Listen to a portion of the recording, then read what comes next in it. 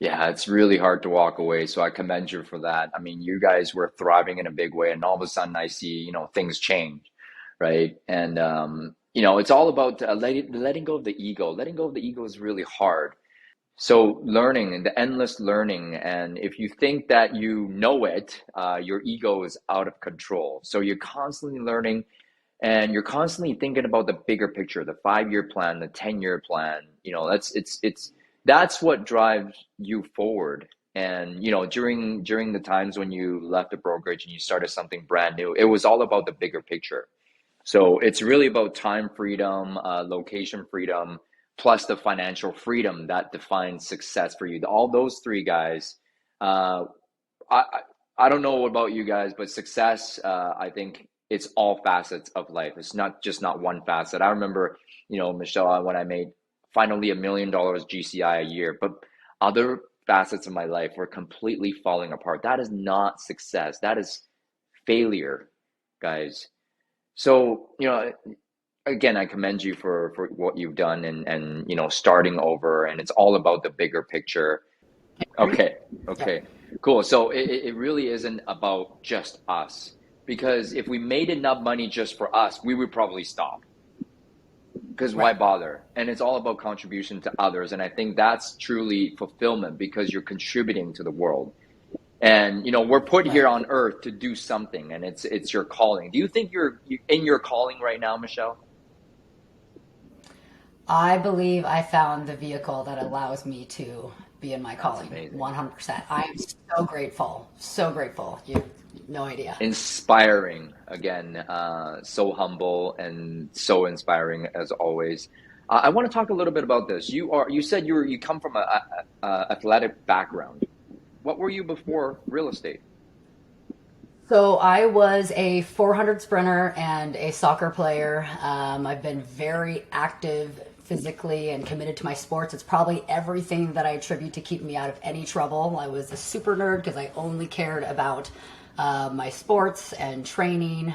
So I'm also grateful that I got into that very young. Mm, And that was, I got into real estate really early on, right out of college. Like that's basically just kind of fell into right. it. But before that, my whole life was sports, Mm. and that was kind of my world, my coaches and myself.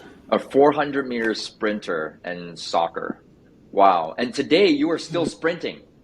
I could see it on social media. How important is it to be healthy in what we do? It's so important. So just like anybody, so I've been a dedicated, to my health and as an athlete, as I thought, for many years. And then you start your businesses, we start our families. I've had many ebbs and flows Mm, in, where things had to fall off in order to make the money or whatever it might be, right? And to me, it's all in direct alignment, mm, right? You will not thrive. You can think you're at whatever levels of success financially in your business and other aspects of your life. If your health and if you're not physically and mentally taking care of yourself, you're not even close to the levels that you can operate ooh. at. So I am a huge believer in the discipline, the commitments to ourselves first. And to me, they all go equally hand in hand. No matter how much money we're making, John, or what we build, it is not a fraction of the level. Our relationships, Mm. anything, we're not able to be at those levels personally and internally is my heavy, heavy belief. So I agree. I agree. there, Yeah, health, guys, is wealth. And think about it this way: if you make yeah. all the money in the world and you die, you don't get to spend the money that you make. So what the hell is the point? Now, do you believe balance is a myth? That's such a great question. I don't know if I've been asked that like that before. I used to think So I used to think so because I'm a true believer in doing the work, right? Like there is no easy way. You do the work, Mm-hmm. and I love that. I love that I do the hardest things in my life first thing when I wake up, right? And there is no easy way around anything. So it takes Mm, work and it takes the sacrifice of other things. But can you have the balance? I believe so. I think part of it's also a mindset, though. mm-hmm. I think it's our mindset around what we do because it's not a sacrifice for me that I Ah, get to train the way I do every single morning. It's not a sacrifice, if that makes sense. Absolutely. I used to say I need to sacrifice my sleep to, go to the gym so I can get a better mindset. The word sacrifice means you're giving up something, but you get Yeah, to. yeah, And if you yeah. turn your have tos to I shoulds to I get to, it's a completely different conversation. So you get to have Completely balance, different. right? I Yeah. love that. So I all mindset. I used to be like, you got to stack. So you want to make the $1 million, we're gonna have, like everything else has got to give. That's how I used to think. Yes. Um, it's all mindset, all All mindset. mindset. Yeah. So I do want to ask you this as well because being with 180 agents before and now 500, you need Yeah. great leadership skills, and that's different than selling real estate. How did you become a Mhm. great leader? So I will first acknowledge 100%. I'm so grateful for the coaches I had in Mm, my life that really, and again, they inspired me. And I have other great mentors along the way as well that inspired me in the way that they lead their companies. But I believe being a great leader, it's having true, one, you have to have the desire to want to give back, mm, right? And in leadership, never ending, right? To me, there is no end result. It's giving and it's leading by example in the trenches with your people, which is kind of where my, heart is.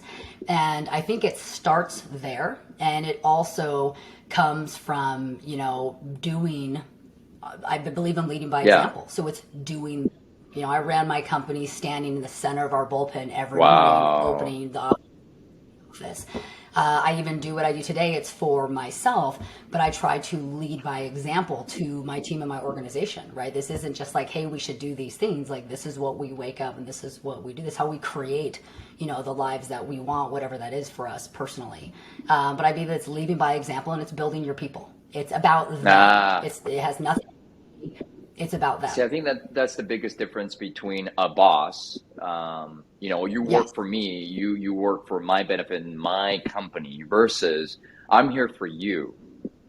So it's Yeah. really about serving others. And this I think this is like a trend or a new paradigm where leaders, you're a good leader. You're a good leader if you're a servant leader. If you're a servant It's leader, all about 100%. serving. So come from that first. Any other specific strategies or books that you would subscribe to become a great leader? I think being a servant leader 100% is the right, term. And also, it's finding, this was I just got this question, I think, earlier this week, right? And, we talk about this within our Hmm. organizations here, but it's also empowering and creating and building up Hmm. other. I get this question all the time because I run my organization a little unique because I'm used to a very structured. Again, I ran a full-fledged, very Mike Ferry Yeah. operational broker. I actually run my organization very similar. Not everyone wants to do Hmm. that, but I'm very hands-on, run a very high-level operation with our Hmm. whole, and I wouldn't be able to provide that. I lead with helping them building their business first, and then we have all these other things that we can do. And I wouldn't be able to do that without those partnerships and without those leaders Hmm. that have come along the way to build beside me. And I got this question the other day, and people are like, how in the world are you able to? So when I owned my own Yeah. company, I had managers on staff. I mean, I had 20 people on staff, not minus the call center, Right. right? At all times. I was still like 24, like my phone didn't stop, No. right? Evenings didn't stop. It's so crazy right now that my day to day, it's honestly not much different. Like I do the part that I love to do, right? I Mm. work with people all day, my entire day, right? My phone very rarely will go off, and everyone knows they can reach me. My phone rings a couple times a week in the evening.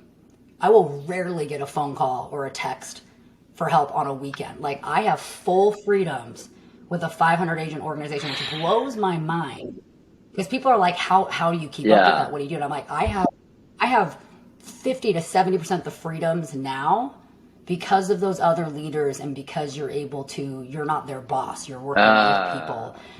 the way the operation is set up here. It's so wild to me still. It's incredible. If you are It's a a blessing. dictatorship type of leader, you will burn out because you will take phone calls all day long because you are alone. But if you are a leader who builds other leaders, which is what this is all about, you'll get to have the life that you want. You'll get to have the time freedom. You get to have the location freedom. You get to have the financial freedom that you're looking for. And that's true success. Michelle, thank you so much for all that. That question was for me, so thank you. Last but not least, we are dealing with already shifted market and it's continuing to change. What advice do you have for agents out there going along in 2023? It's a great question. So coming from building my business really in, the at least the recession of, the Great Recession of our time, Right. and in that, market then, I get, I'm a true believer. This is a skill. We're in a skill-based market. We're in a disciplined market. We are in you have to do the work market. So my advice is double down. We stick to what works, and we are in a skill-based market, period. And our job is to, everyone just needs to get around the rooms and the people. They're going to help them develop that side of the business, everybody.